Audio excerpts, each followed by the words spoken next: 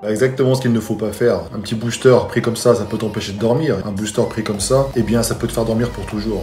Ah, si tu veux faire une attaque cardiaque, franchement, c'est le meilleur moyen pour le faire. Salut à tous, sauf à ceux qui ne rangent pas les haltères à la salle. Je vous crache à l'arrêt. J'ai acheté un booster illégal. Enfin, ça reste moins dangereux que le stéro que t'as pris avec tes dents. Ouais. Alors pourquoi je fais cette vidéo là? Parce que c'est à la mode en ce moment. Sur TikTok notamment, je me balade et c'est la mode des boosters, comme tu as pu le voir en vidéo. On recherche le produit magique, le truc qui va te faire décoller, faire une séance de fou, etc. Certains pensent que ça va leur faire rapprocher du physique de Ziz. Ça peut potentiellement les rapprocher de son état actuel à Ziz. Un booster, ça va t'aider à performer durant une séance de musculation notamment. T'es fatigué, t'as du mal congestionné, t'es pas trop endurant, etc. Tu peux prendre un booster. À la base, dans un booster, tu vas trouver des acides aminés. Pour ne citer que les plus connus. D'ailleurs, je ferai une vidéo dédiée là-dessus pour t'expliquer un petit peu comment choisir ton booster. Abonne-toi sur la chaîne pour ne pas louper ça. En fait, un booster, tu peux avoir de l'arginine, par exemple, la citrulline. Ça va agir un peu plus sur la congestion. Certains boosters mettent de la créatine, monohydrate, etc. Ça ne sert strictement à rien puisque la créatine, c'est un acide aminé également qui fonctionne par accumulation, saturation, si tu préfères. Tu peux trouver des excitants style caféine ou alors un petit peu plus subtil, tu as le guarana. Ça, c'est pour le côté énergie. La bêta-alanine, c'est ce qui donne un petit peu l'effet piquant. Certains ont l'impression de prendre une potion magique comme pour Astérix, tu vois. Et ils ont dit, ah, les picotements, ça marche et tout. En fait, non. Faut savoir un truc, les picotements, c'est une réaction plutôt allergique. Hein. C'est pas quelque chose que tu dois te dire, oh, c'est super, c'est génial. Au contraire. Et il faut savoir que la bêta-alanine, ça sert notamment à retarder l'effet de sensation de brûlure. Quand tu fais beaucoup de répétitions, au bout d'un moment, tu as la brûlure qui va arriver. Ça peut freiner justement ta progression. Et bien là, ça va aider à retarder ça. Alors, pourquoi illégal? En l'occurrence, celui-ci, il est illégal par rapport à ses concentrations et également par rapport à ses ingrédients. Dans les compléments alimentaires, en France, si tu prends par exemple la caféine, on ne doit pas dépasser une certaine quantité. Donc, ici, par exemple, pour la caféine, on est à 500 mg pour une dose. C'est énorme. C'est énorme. Potentiellement, la caféine, certes, ça peut donner un petit côté boost, mais ça peut aussi donner des troubles cardiaques, tachycardie, etc. Enfin, attention. D'ailleurs, petit aparté, quand vous prenez un booster, ne prenez pas une dose, deux doses directement, comme si c'était quelque chose d'incroyable et puis surtout safe. Non, testez votre tolérance, parce que certains ont fini à l'hôpital à cause de ça, je vous le dis. Ou alors au shot. Quand tu prends trop de caféine, effectivement, ça peut te conduire directement aux toilettes. Alors le mec, il est là, no pain, no gain, on va faire des vidéos de TikTok, et puis tu les vois, il va filer au shot, il pique caca après. Il se soulève et puis ça part quoi.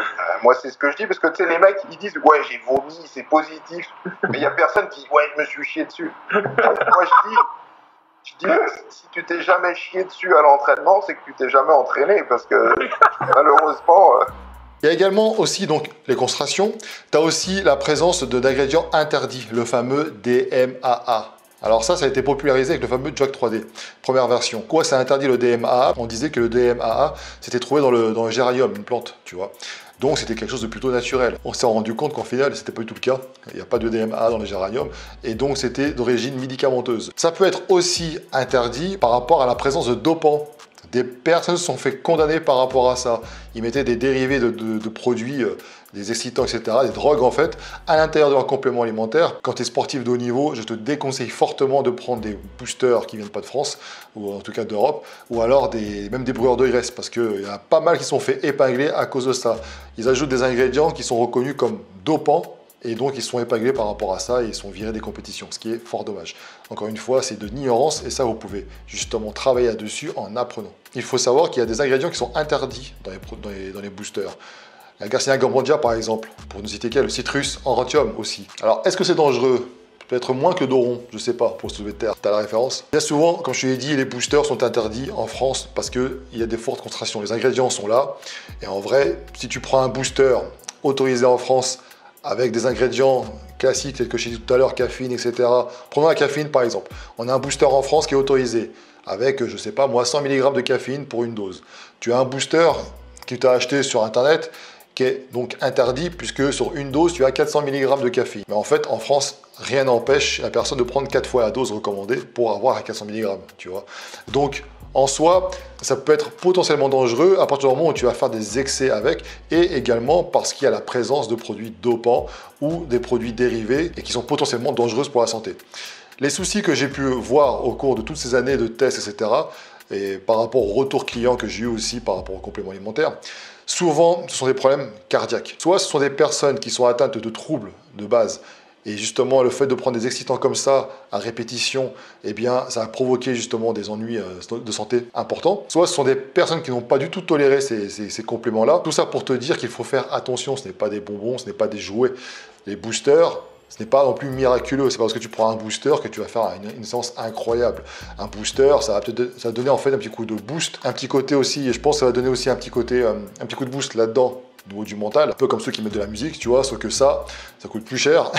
Et en plus de ça, potentiellement, comme je te l'ai dit, ça peut provoquer des troubles au niveau de la santé. Il faut savoir aussi une chose. Déjà, quand vous prenez des boosters, il faut savoir ce que vous voulez booster. Ça, j'en parlerai un peu plus précisément dans la prochaine vidéo qui sortira là-dessus. Un booster, il ne faut pas en prendre tout le temps.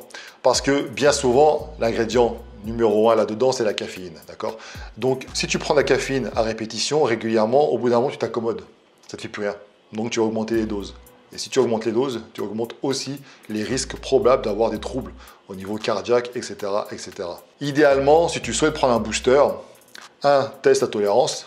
En fait, c'est valable pour tous les compléments alimentaires, c'est la base. Même pour tout ce qui est protéines, par exemple. Tu n'es pas à l'abri de prendre une protéine et que tu aies des troubles digestifs. Tu vois, ce serait dommage. 2, il ne faut pas en prendre tout le temps, ces boosters-là. Tu peux en prendre éventuellement de temps en temps, avoir une séance de cuisse, par exemple, tu ne te sens pas très bien, etc. Mais je te dirais que si jamais tu ne te sens pas bien pour faire une séance de sport, tu es fatigué, dans ce cas-là, reporte ta séance de sport.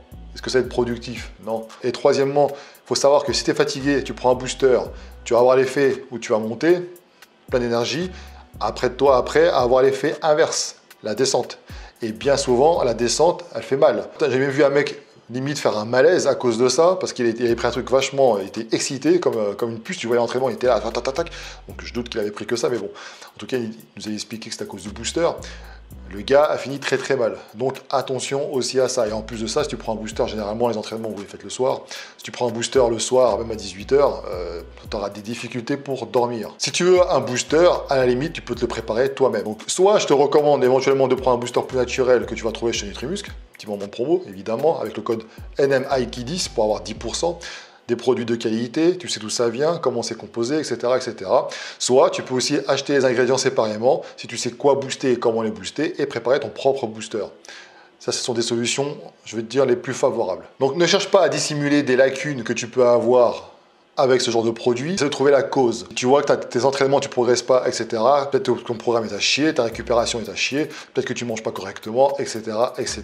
Pour moi, ça, ce sont des petites aides, éventuellement, mais surtout, c'est un effet masquant, virtuel.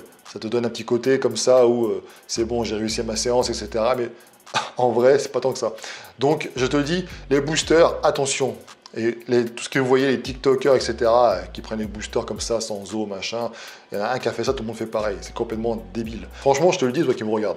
Pour moi, les boosters, alors déjà que tous les compléments alimentaires ne sont pas indispensables, mais le booster, c'est la dernière chose à prendre.